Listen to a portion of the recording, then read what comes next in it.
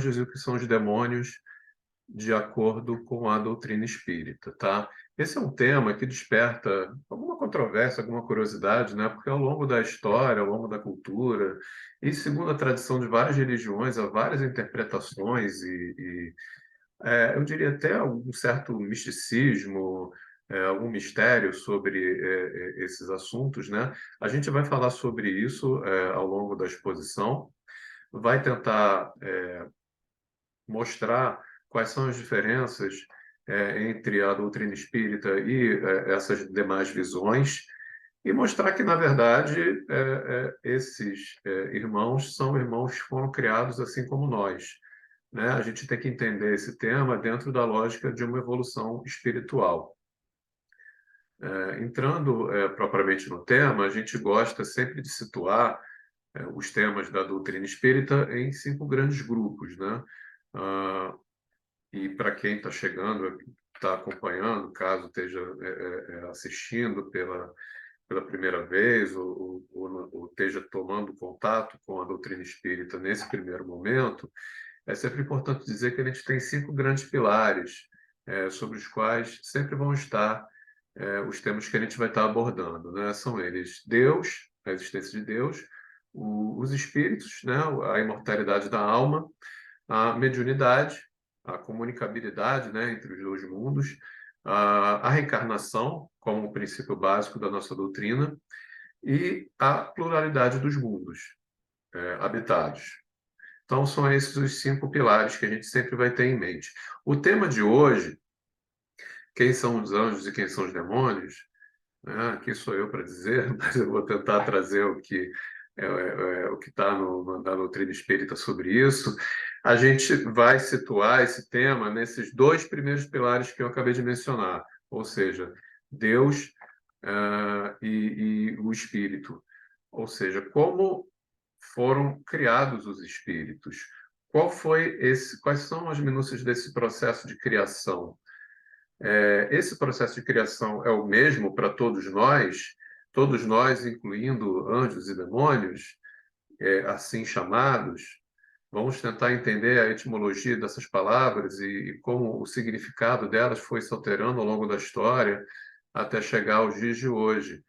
E vamos tecer aqui considerações sobre e pinceladas, né, sobre os caminhos que a doutrina espírita e que Kardec optou por direcionar a abordagem desse assunto, diferentemente, não tirando a razão, mas e nem comparando, né? mas, mas delimitando quais são as diferenças dessa abordagem da doutrina espírita para outras abordagens, porque há diferenças e elas têm que ser ditas, né? Ah, eu vou pedir para vocês ficarem bem à vontade e quem puder pode abrir a câmera, não é tão estranho, né? Essa palestra pública com todo mundo com câmera fechada. A Alessandra está mais acostumada, mas eu ainda sinto falta de ver os rostos das pessoas. Eu sei que se convencionou fechar as câmeras, mas sempre que eu vou fazer o estudo no EJA ou em outros lugares ou da palestra, sempre peço para quem puder abrir as câmeras, mas quem não puder ou não quiser também não tem problema, a gente fica aqui olhando para as telas fechadas. Mas vamos lá. E também queria convidar todos, por favor, sem cerimônias, para me interromper, fazer perguntas, contribuir, né? Porque eu não tenho nenhuma preferência por deixar perguntas para o final. Pelo contrário, vocês me ajudam aí. Obrigado aí quem abriu as câmeras. É, vocês me ajudam e a gente vai trocando ideia aqui. Esse é o nosso objetivo, até para tornar mais leve o tema. A gente vai falar sobre anjos e demônios, então, né? Ah, esses seres são entidades, né? Não são entidades extra-humanas, né? Nem anteriores à humanidade necessariamente. E essa é o ponto crucial, talvez, da doutrina espírita com relação às demais, né? A gente vai ter muitas referências, a gente vai falar de São Tomás de Aquino lá na frente, que é o chamado Doutor Angélico, uma referência na teologia sobre os anjos, mas a doutrina espírita parte de uma posição que segundo Kardec, esposado céu e inferno, né? Até com uma crítica ao Concílio de Latrão e as próprias perguntas do Livro dos Espíritos que a gente vai trazer, a partir da pergunta 100, até mais especificamente da 113 em diante, a gente tem que falar sobre a origem do processo de criação dos espíritos, né? Ah, os espíritos foram criados todos iguais, simples e ignorantes. Essa é uma premissa básica que a gente tem que partir. Parece algo elementar que a gente está dizendo, mas muitas vezes não é.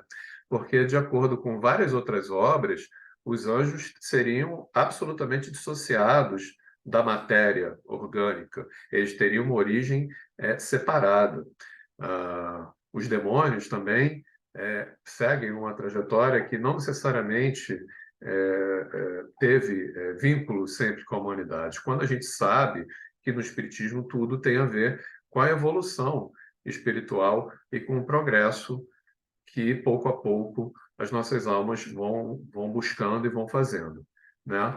Ao longo do processo evolutivo, esses anjos, eles desempenham determinados papéis, como, por exemplo, guiar a humanidade em determinados momentos. A gente vai lembrar que no texto bíblico há várias referências a anjos, tanto no Antigo Testamento quanto no Novo Testamento, desde as mais conhecidas, né, como, por exemplo, a intervenção de um anjo quando Jesus estava em agonia no Monte das Oliveiras, a intervenção do anjo Gabriel na Anunciação e diversos outros momentos, mas principalmente no Antigo Testamento, que a gente tem que olhar com alguma cautela, porque há muitas coisas no Antigo Testamento que são que têm um sentido mais metafórico e que não podem ser levados necessariamente ao pé da letra, né? Eu vou tentar compartilhar aqui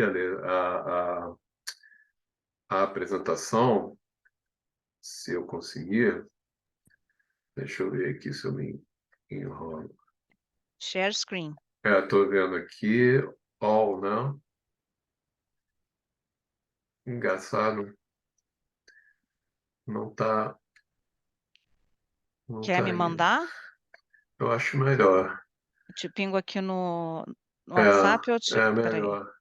É curioso, porque antes estava funcionando. Ah, mas acontece isso. Como eu vi que você, no comecinho aí também, se atrapalhou, eu estou me sentindo mais à vontade por tela. Qual é o teu e-mail? É ALEC Aham, Garcia aham, 72 @gmail.com. tá. A gente compartilha desse jeito, então. Acho que foi, Leandro. Tá, tô esperando só Bom, chegar. então a gente faz o desenvolvimento do tema assim, né? É, os anjos nada mais são do que espíritos mais evoluídos, né? Eles passaram pelo processo evolutivo que a gente passou, e o que é dúvida para nós é certeza para eles. É como se a gente tivesse, mal comparando, um caminho que a gente faz na graduação da educação, né? Uma criança, como se fôssemos crianças ali no infantil, ou nos primeiros anos do ensino fundamental, tivéssemos nossas dúvidas e eles já tivessem, sei lá, o seu mestrado, doutorado em determinada área do conhecimento. O que é dúvida para nós é certeza para eles, né? Ah, por sua vez, em linhas gerais, foi? Foi. Aí, muito bem, ótimo. Aí você vai passando, olha, vou pedindo é isso? Ótimo, então tá, obrigado. Eu começo citando Leon Denis nesse ótimo livro, Referência para Todos, né? O Problema do Ser, do Destino, da Dor. Quando a gente começa a tratar de evolução espiritual, Leon Denis se coloca dizendo que na planta a inteligência dormita, no animal sonha, só no homem acorda, conhece-se, possui, se torna-se consciente. A partir daí, o progresso de alguma sorte fatal nas formas inferiores da natureza só se pode realizar pelo acordo da vontade humana com as leis eternas. Esse é uma nota introdutória de Leon Denis a como se dá o processo do princípio inteligente até o progresso espiritual da alma propriamente dita. E esse é o nosso ponto de partida. Por que eu fiz essa citação? Porque é o mesmo ponto de partida dos espíritos sofredores, dos espíritos que a gente vai ver adiante essa expressão muito utilizada na literatura espírita, cristalizados no mal, né, que ficaram aí com a evolução paralisada momentaneamente, aqueles que estão como se fosse paralisados, né, na sua evolução, um carro que não se move na lama, né? Mas também aqueles seres que tiveram as suas virtudes exaltadas e tiveram um processo evolutivo ou mais rápido ou mais longínquo que o nosso, né? São os espíritos lá da primeira ordem, que é uma classe única, que a gente vai ver mais adiante. Todos nós tivemos a mesma origem, fomos criados simples e ignorantes. Próximo, por favor, Alê.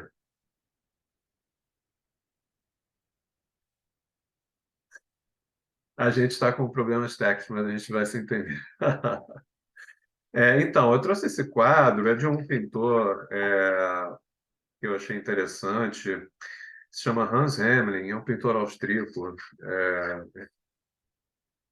da época mais ou menos pré-renascentista, onde mostra muito desse misticismo sobre anjos e demônios, né? A gente vê como figura central no quadro ali São Miguel, intercedendo nessa batalha chamada, né, metaforicamente aí de juízo final, onde a gente vê à direita as almas sendo enviadas aí para uma espécie de inferno, e à esquerda às vezes a gente vê Pedro recebendo as outras almas que foram designadas para ir para o céu e sendo devidamente recebidas com todas as honras após essa suposta batalha. Isso mostra, só quis mostrar com essa figura o papel central que os anjos exercem ao longo do Evangelho e que há várias referências a eles. E Miguel, segundo as referências, seria um dos mais graduados e ali com acesso como mensageiro de Deus mesmo, né? Na verdade, se a gente pegar a etimologia da palavra ângelo, vem do grego ângelos e se traduz como mensageiro, né? A gente sempre faz aquela ressalva, né, tradutor e traditore, que é, né, quando a gente faz a transposição de uma palavra de um idioma para outro, né, de como há diferenças nas palavras. E isso se sente principalmente quando a gente vai falar dos demônios, que vem a origem a etimológica da palavra é de daimon, que originalmente não tem esse sentido que tem hoje, mas sim se traduz como gênio, como inteligência, como ainda que tendenciosa, ardilosa, algo assim, mas que ao longo dos anos foi se trazendo esse sentido de se confundir com o diabo e etc. E tanto o diabo quanto o inferno a gente vai ver que são construções absolutamente históricas e culturais, né? Pode passar, Lê, por favor. Eu não tenho como passar, né? Eu tenho que ficar te dando esse trabalho, né? Não, tudo bem. Desculpe. Bom, aqui eu trouxe uma Relaxa. citação do Gabriel Delany, que também é um dos expoentes, né, do espiritismo nascente, no qual ele diz que a alma, o espírito, é o princípio inteligente do universo, indestrutível, ao mesmo tempo que a força é a matéria. Não lhe conhecemos a essência íntima, mas somos obrigados a reconhecer existência distinta, uma vez que as suas faculdades diferenciam-no do quanto existe, de quanto existe. O princípio inteligente do qual emanam todas as almas, né? Vou repetir. O princípio inteligente do qual emanam todas as almas é inseparável do fluido universal, ou por outra da matéria sob sua forma original, primordial, o que vale dizer em seu estado mais puro. Esse é um livro bem interessante do Gabriel Delany, que tem assim como Leon Denis, né?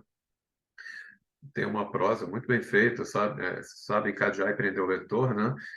Num clássico que é essa evolução anímica. E mais uma vez reiterando, né, a questão da gente partir dessa premissa que nós largamos todos juntos simples ignorantes, e que não houve diferenças na criação de nós como humanos e desses seres que nós estamos estudando hoje. Por favor, Lê.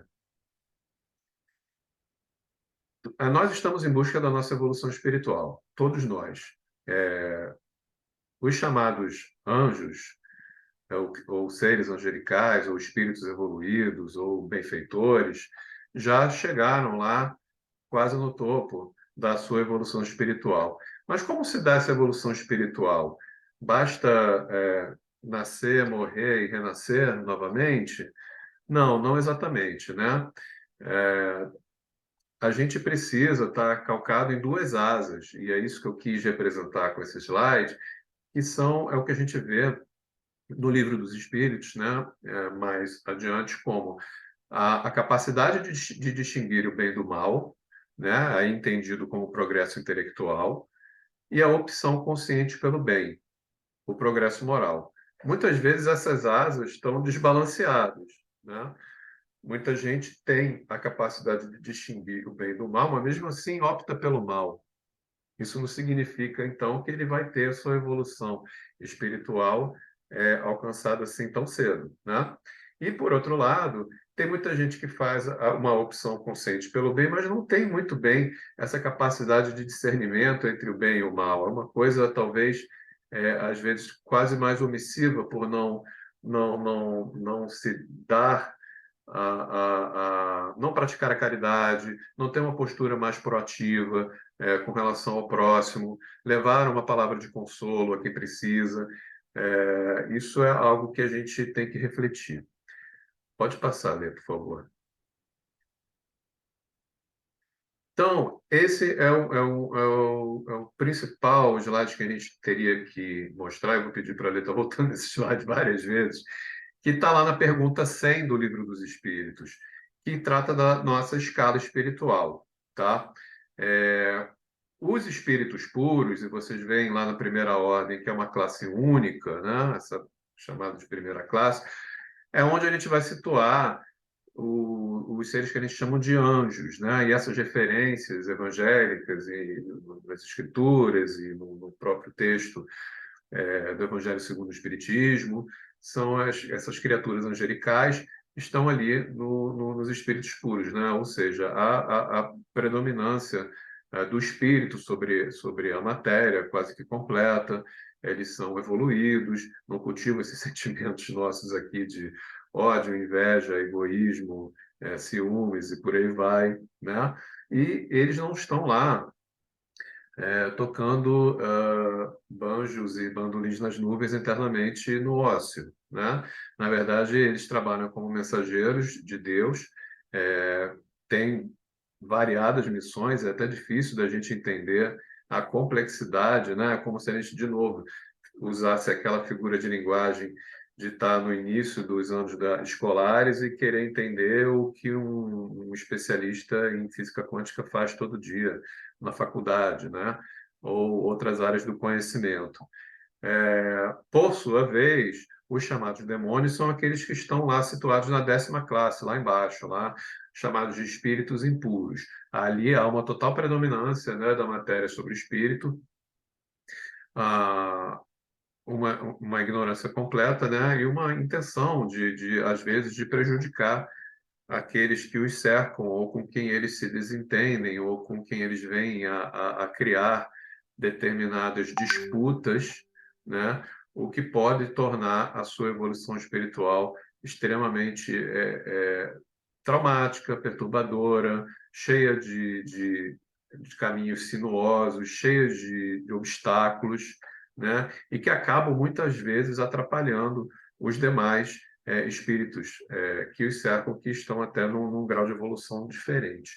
Kardec ressalva, lá na introdução dessa pergunta 100, que esses limites e fronteiras dessas classes não são estanques, não são tão bem delimitados assim, né? Ou seja, eles são tênues. Muitas vezes a gente não consegue perceber onde começa uma e termina a outra. É como se fosse, segundo as palavras de Kardec, por exemplo, a metáfora que ele usa são as cores do arco-íris, né? A gente não consegue ver ali exatamente quando uma cor muda para outra, mas elas mudam, né? De longe, a gente consegue ver que né, o lilás não é vermelho e não é azul e não é amarelo, mas a gente não consegue identificar objetivamente onde uma classe termina e a outra começa.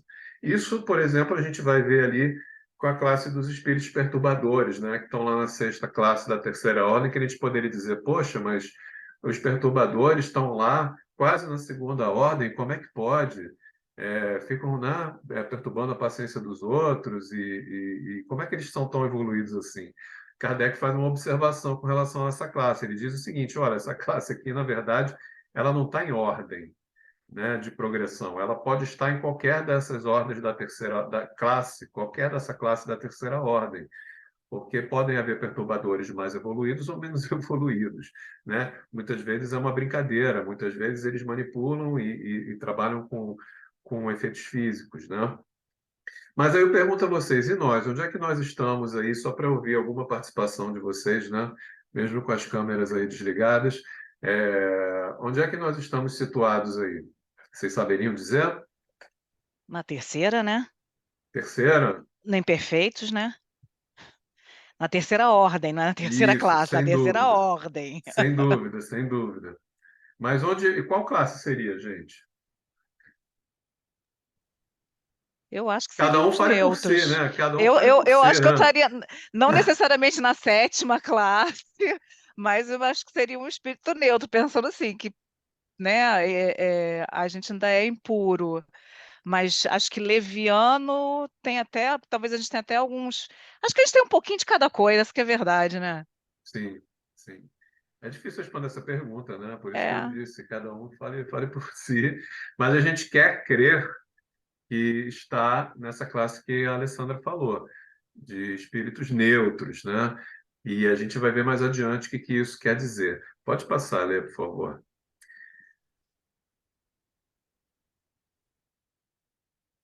Então, segundo Kardec, né, os espíritos em geral admitem três categorias principais, como a gente viu agora, são essas três ordens, são três grandes divisões. Essa última fica na parte inferior da escala, são os espíritos imperfeitos, caracterizados pela predominância da matéria sobre o espírito e pela propensão para o mal. Os da segunda ordem se caracterizam pela predominância do espírito sobre a matéria e pelo desejo do bem. São os bons espíritos. Então, eu acho que a gente não chegou lá ainda. A gente está lutando para sair dessa terceira e chegar nessa segunda, quem sabe um dia, né? E a primeira, finalmente, compreende os espíritos puros, os que atingiram o grau supremo de perfeição. Por favor, Lê.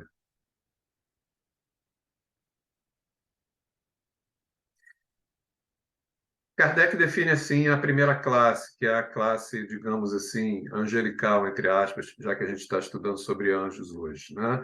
É uma classe única, né? Desculpa, tem um erro ali. A primeira ordem, é a primeira classe, classe única, mas é da primeira ordem, né?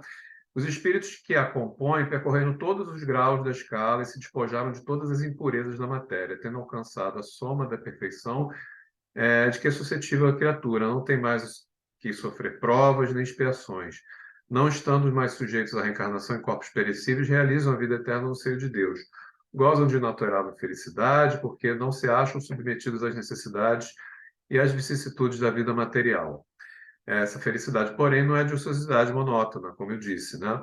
A transcorrer em perpétua contemplação, como a gente vê em outras obras, outras referências. Eles são mensageiros, ministros de Deus, cujas ordens executam pela manutenção da harmonia universal. E aí Kardec dá mais detalhes lá na frente, que são exatamente, nas palavras deles, são designados às vezes pelos nomes de anjos, arcanjos ou serafins. Podem os homens pôr-se em comunicação com eles, mas é extremamente presunçoso seria que aquele pretendesse tê-los constantemente às suas ordens, né?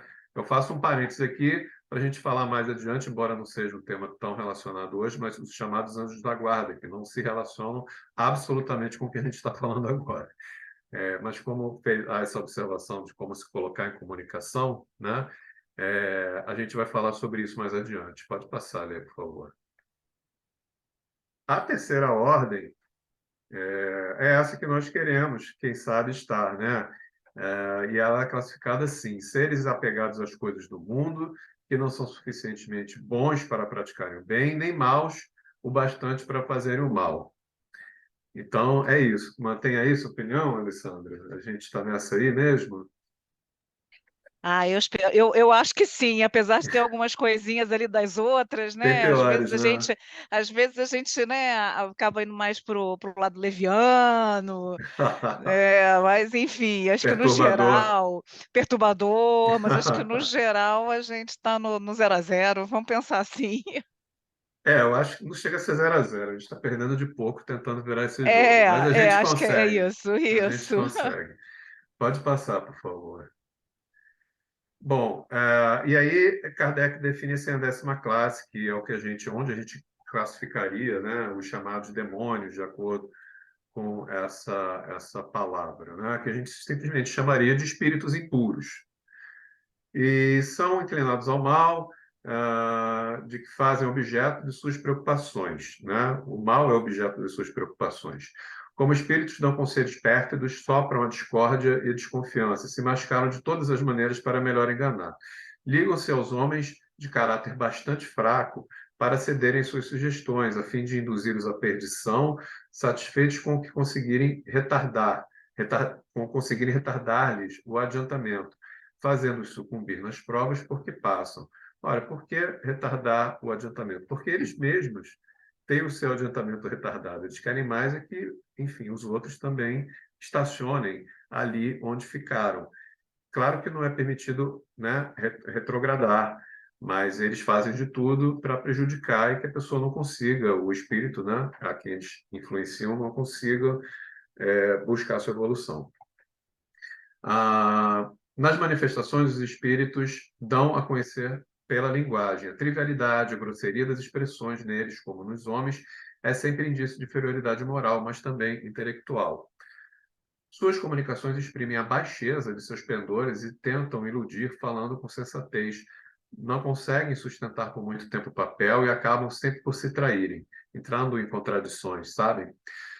Alguns povos os arvoraram em divindades maléficas, outros os designam pelo nome de demônios, maus gênios e espíritos do mal. Aqui cabe uma observação que é o seguinte: olha, gente, a humanidade em geral costuma se dar mal, né? A gente já teve vários maus momentos na história.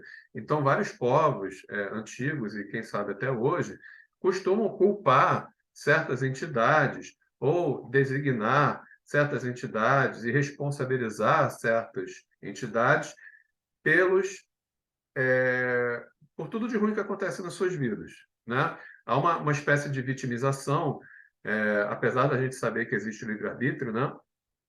Então, desde a pré-história, a gente já vai ver lá certos relatos de referências a entidades maléficas, como principalmente quando ocorriam eventos como morte, né? A gente vai ver lá, por exemplo, na Idade Média, quando a gente teve a peste negra e muitas pessoas desencarnaram, aparecia sempre uma referência a uma entidade, de certa forma, maléfica ou mais entidades, e que estariam exercendo o mal sobre as pessoas. Aquilo seria uma força extra-humana.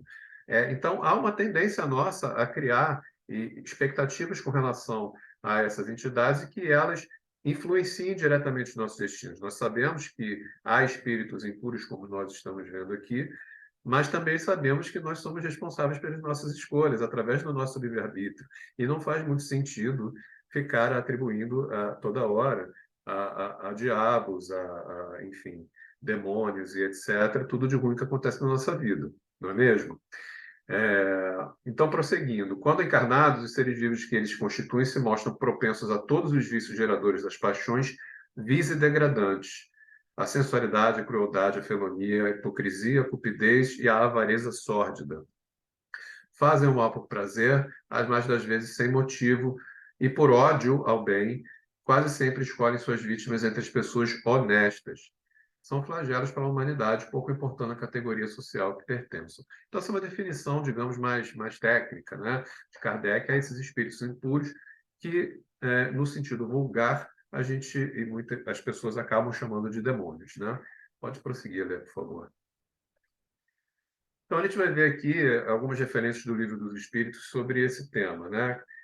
Kardec pergunta aos espíritos na pergunta 114 se esses são bons ou maus por natureza ou são eles mesmos que se melhoram, e a resposta dos espíritos são os próprios espíritos que se melhoram.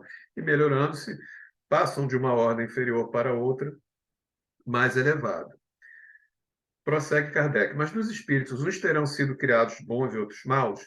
Isso a gente já viu aqui hoje, né? Deus criou todos os espíritos simples e ignorantes, isto é, sem saber. Ignorantes no sentido de não saber, né? Por isso é feita essa ressalva aqui. A cada um se deu determinada missão com o fim de esclarecê-los, de os fazer chegar progressivamente à perfeição pelo conhecimento da verdade para aproximá-los de si. Nesta perfeição é que eles encontram a pura e eterna felicidade. Pode passar, Lê, por favor. Na pergunta 116, é perguntado aos espíritos se haverá espíritos que se conservem eternamente nas ordens inferiores. E isso é uma pergunta muito importante para o nosso tema de hoje, porque, de acordo com outros entendimentos, outras doutrinas, a resposta seria sim, porque essas criaturas maléficas estariam eternamente fadadas a viver em regiões inferiores e praticar o mal sempre que possível, né? Sempre que conseguissem. Mas a resposta dos espíritos é em sentido contrário, é que não. Todos se tornarão perfeitos, então não adianta fugir da perfeição, porque uma hora a gente vai chegar lá. Pode demorar e pode demorar bastante, mas uma hora vai acontecer. Mudam de ordem, mas demoradamente, porquanto, como já da outra vez dissemos, um pai justo e misericordioso não pode banir seus filhos para sempre. Pretenderias que Deus, tão grande, tão bom, tão justo, fosse pior do que vós mesmos? Né? Porque aí a gente teria uma vingança, né? A gente não teria um pai amoroso, né? Mas isso parece uma obviedade, mas é objeto de bastante controvérsia, né? Especialmente em outros credos, outras religiões, com todo respeito. Depende dos espíritos progredirem mais ou menos rapidamente para a perfeição. Certamente, eles a alcançam mais ou menos rápido conforme o desejo que têm de alcançá-la e a submissão que testemunha a vontade de Deus. Uma criança dócil não se instrui mais depressa do que outra recalcitrante, é a comparação que se faz, né? Podem os espíritos degenerar, né? Ou seja, andar para trás? Não. À medida que avançam, compreendem o que os distanciava da perfeição. Concluindo uma prova, o espírito fica com a consciência que daí ele veio e não a esquece. Pode permanecer estacionário, mas não retrograda. Então, por mais que esses nossos companheiros inferiores se esforcem em fazer o mal e prejudicar seus semelhantes, eles não vão conseguir que um outro espírito degenere. E o máximo que eles podem conseguir é retardar, atrasar o seu processo evolutivo. Pode passar, né? Obrigado. Opa, acho que correu um aí. É, Então, tem mais perguntas do Livro dos Espíritos, que eu destaquei para vocês, né? Na 125, os espíritos se enveredam pela senda do mal poderão chegar ao mesmo grau de superioridade do que os outros? Isso, de certa forma, é curioso, esse método, né, de Kardec, de perguntar meio que de novo a mesma coisa, mas de uma forma diferente. E a resposta é sim, mas as eternidades lhes serão mais longas. O que quer dizer isso, as eternidades lhes serão mais longas, né? É uma forma até meio poética de responder.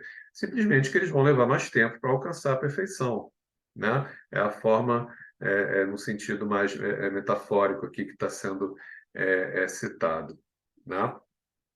126. Chegados ao grau supremo da perfeição, os espíritos que andaram pelo caminho do mal têm aos olhos de Deus menos mérito do que os outros?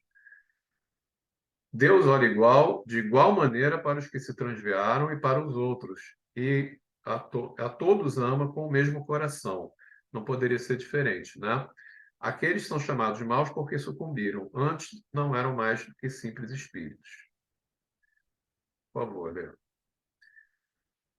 Na 128, né, já concluindo esse tema no Livro dos Espíritos, Kardec pergunta se os seres a que chamamos anjos, arcanjos, serafins, etc., formam uma categoria especial de natureza diferente das dos outros espíritos. Não, são os espíritos puros, né, como dito antes lá na classificação que está na pergunta 100. Os que se acham no mais alto grau da escala e reúnem todas as perfeições. A palavra anjo desperta geralmente a ideia de perfeição moral. Entretanto, ela se aplica muitas vezes à designação de todos os seres, bons e maus, que estão fora da humanidade. Essa referência aqui está um pouco datada, né? Normalmente a gente não usa tanto mais essa expressão anjo mau, anjo das trevas, embora ela exista ainda, né? É peculiar, mas não, mas isso eu acho que na época de Kardec era mais comum que se usasse essas expressões. Ah, na 129, Kardec pergunta: os anjos não percorrido todos os graus da escala ou foram criados separadamente, né? É o que a gente entende nas entrelinhas. É, e a resposta é: percorreram todos os graus, mas do modo que havemos dito.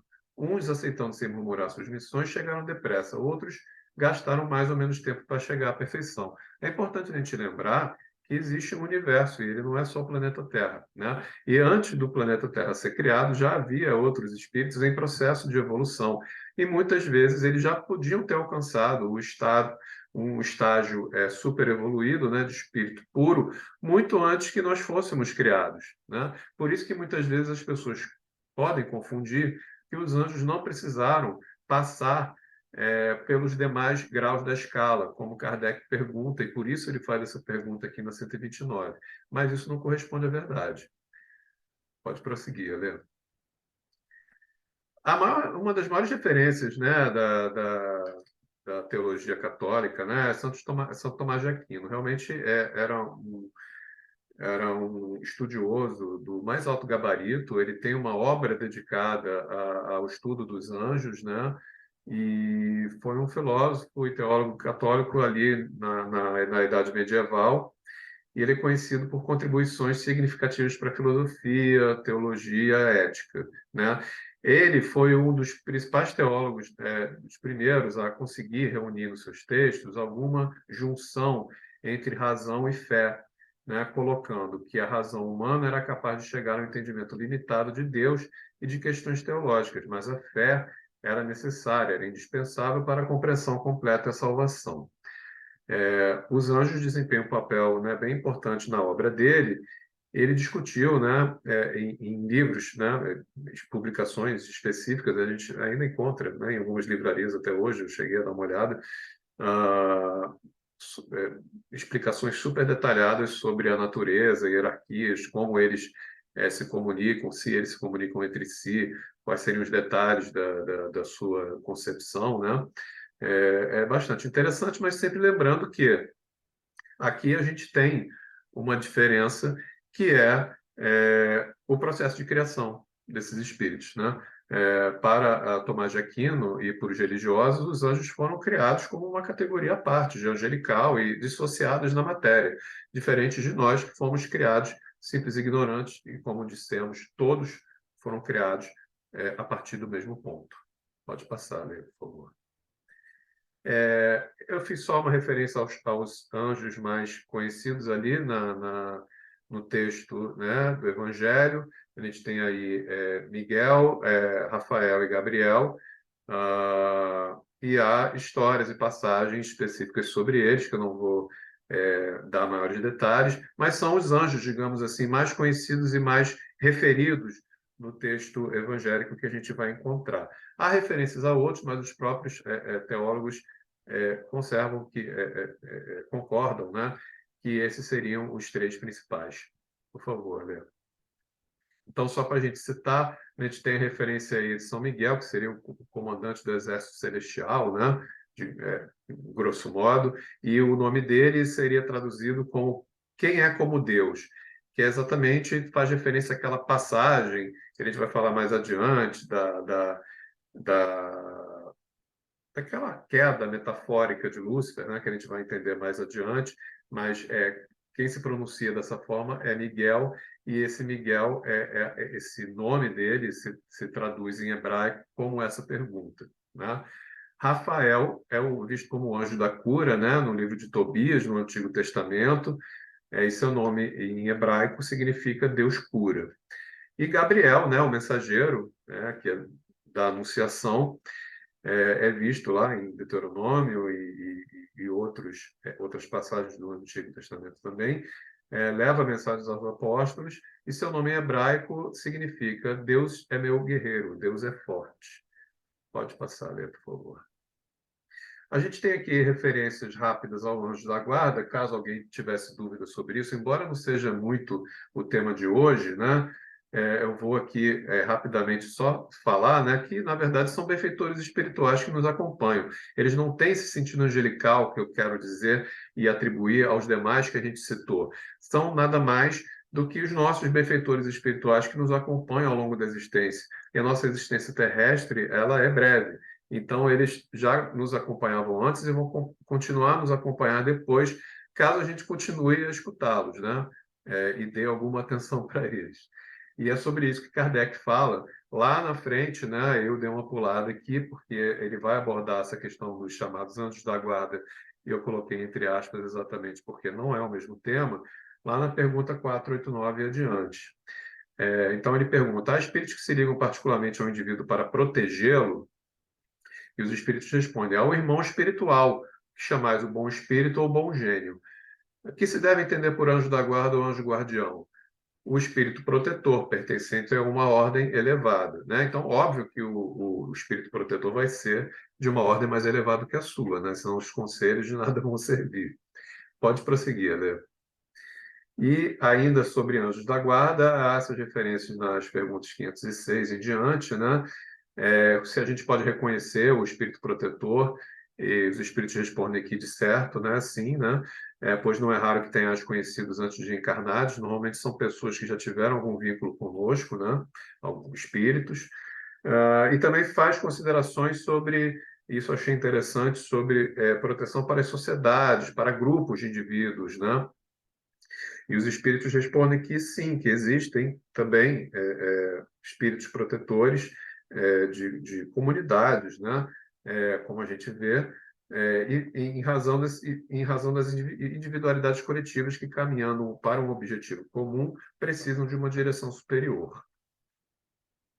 Na 520, Kardec. Ah, desculpa. Na 520, Kardec pergunta se os espíritos protetores das coletividades são de natureza mais elevada do que os que se ligam aos indivíduos, e a resposta é: tudo é relativo ao grau de adiantamento, quer se trate de coletividades, quer de indivíduos, isso já ficou claro.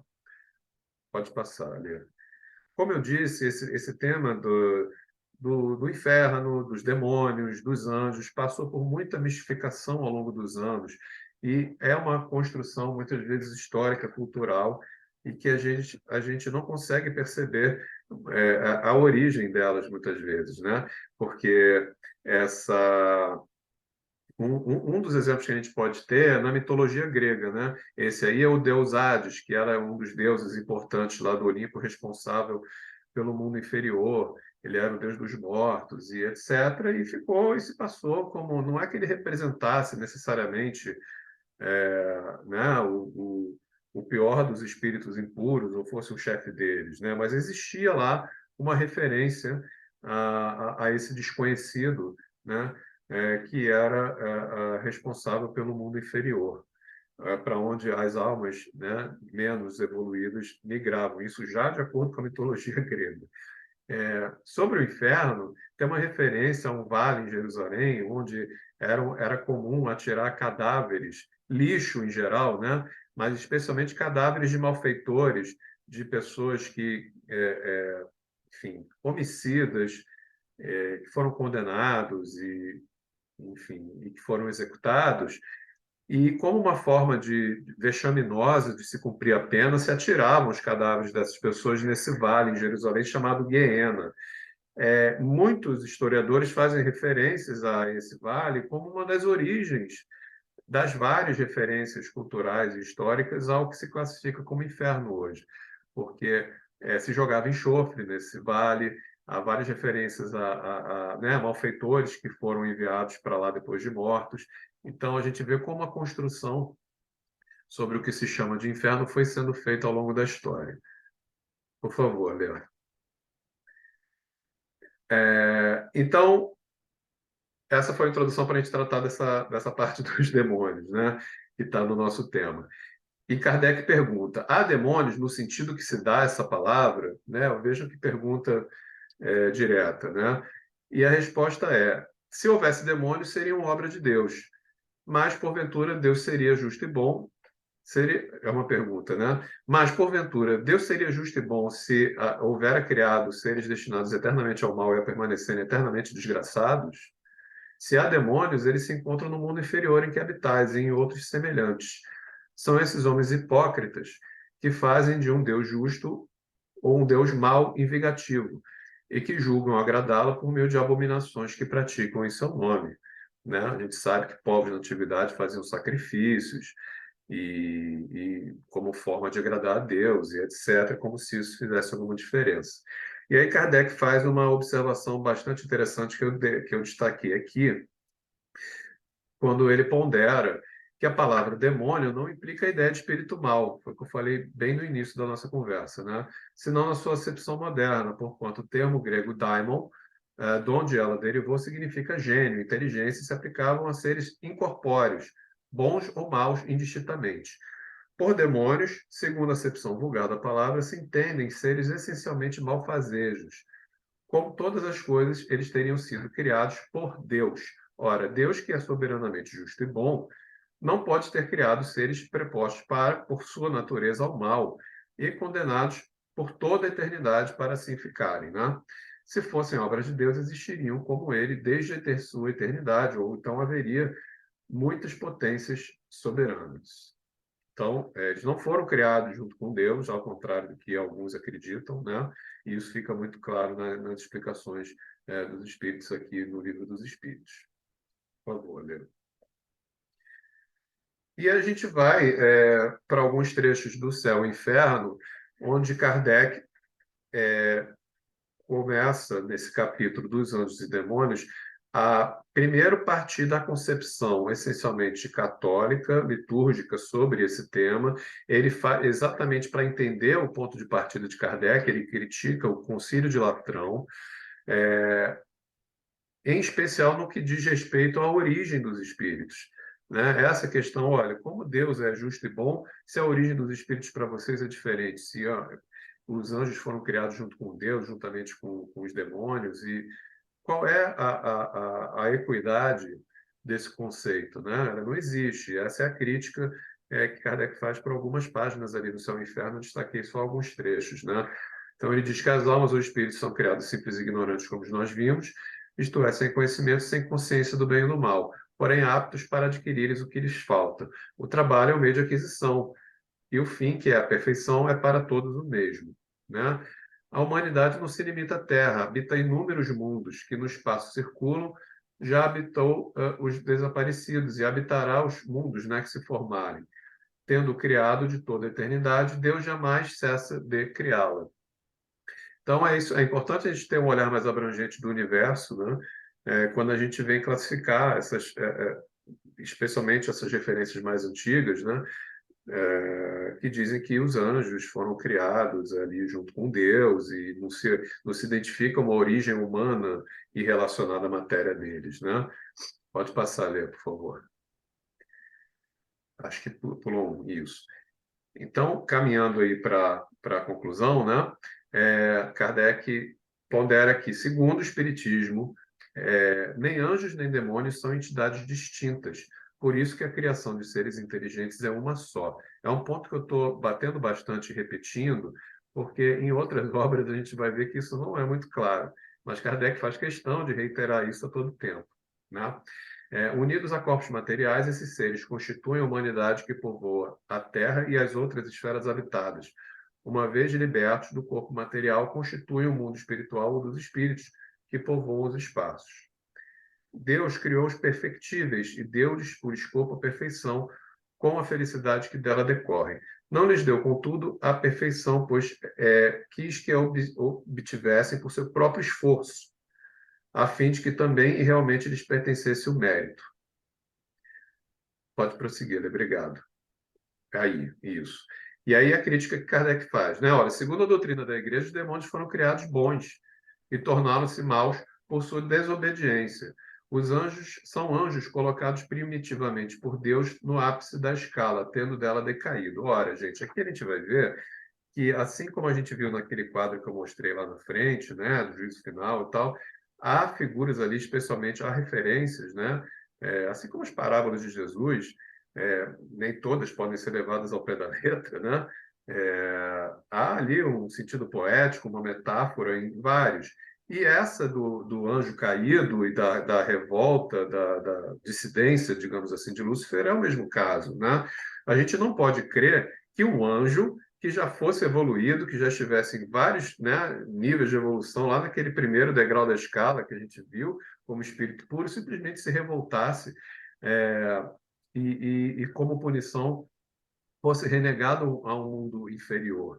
Na verdade, isso é uma metáfora para o próprio conhecimento humano, né? Quantos de nós não sabemos que, às vezes, a gente se dedica tanto a uma área de conhecimento e, às vezes, questionar esse conhecimento faz parte do aprendizado, né? Então, é dizer o seguinte, olha, eu aprendi tudo isso aqui, é para isso mesmo? O que que eu vou fazer com isso, né? No meu entendimento, né? É uma metáfora para o próprio gênio humano não se achar perfeito e que ele nunca vai ser como Deus. E é por isso, essa é a mensagem por trás dessa simbologia, né, da queda de Lúcifer, que não tem que ser levada ao pé da letra, né, assim como tantas outras passagens no Evangelho. Né? É, então, Kardec conclui dizendo que os anjos mais elevados conquistaram a sua graduação, passando como os demais pela rota comum. Isso a gente viu no Livro dos Espíritos também. Né? Eu fiz uma observação ali para a gente falar que esses demônios, na verdade, são o que a gente chama de espíritos cristalizados no mal. Há essa expressão em algumas obras, inclusive de André Luiz, né?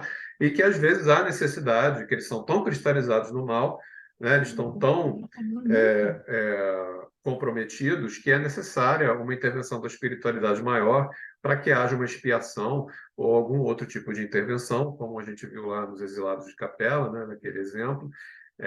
Não que eles fossem demônios, mas há uma intervenção na evolução espiritual, né? Em que em algum momento ela deve ser feita. Pode prosseguir, Adriano. Gente, era isso que eu tinha para trazer hoje. Desculpe se ficou um pouco corrido, que tinha muito material que eu achei, e para medir o tempo aqui foi o que eu consegui. Eu trouxe para finalizar essa mensagem do Gandhi, né? Que certamente está em vários degraus de evolução na nossa frente, e que ele dizia que não existe caminho para a paz é o caminho. Muito obrigado a todos pela paciência e por estarem aqui conosco hoje, uma vez mais.